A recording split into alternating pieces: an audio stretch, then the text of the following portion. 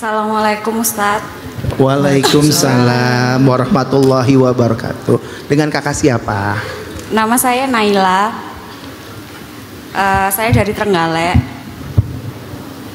Jadi saya pasien gagal ginjal kronis. Sudah 14 tahun cuci darah.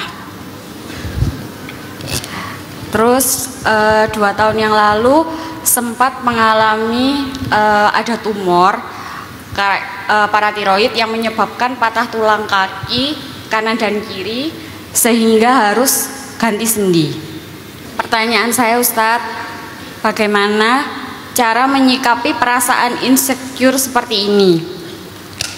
Dan yang kedua, dengan kondisi medis seperti saya ini, apabila menikah pasti tidak akan bisa melakukan kewajiban sebagai istri secara maksimal.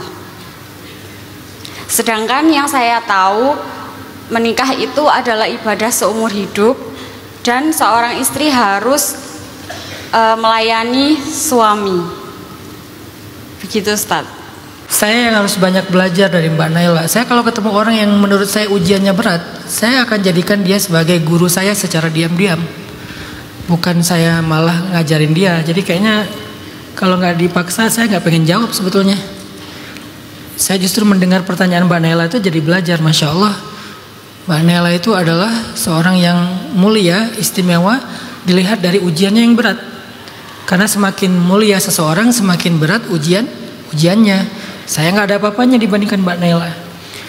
Tapi kalau harus pun menjawab, saya tidak akan memotivasi Mbak Naila, lebih ke pendapat dari sisi agama aja nih, dari sisi agama. Walaupun saya tetap respect Mbak Naila lebih ngerti daripada saya dengan pengalamannya yang luar biasa. Jadi Mbak Naila, la tahzan, gak usah khawatir. Wa khalaqnakum azwaja, pakai aja ayat itu di surat An-Naba. Kami ciptakan kalian berpasang-pasangan. Itu janji Allah. Bagaimana, kapan, di mana, siapa, itu rahasia Allah. Kita tidak perlu cari tahu rahasianya, tapi kita pegang janjinya.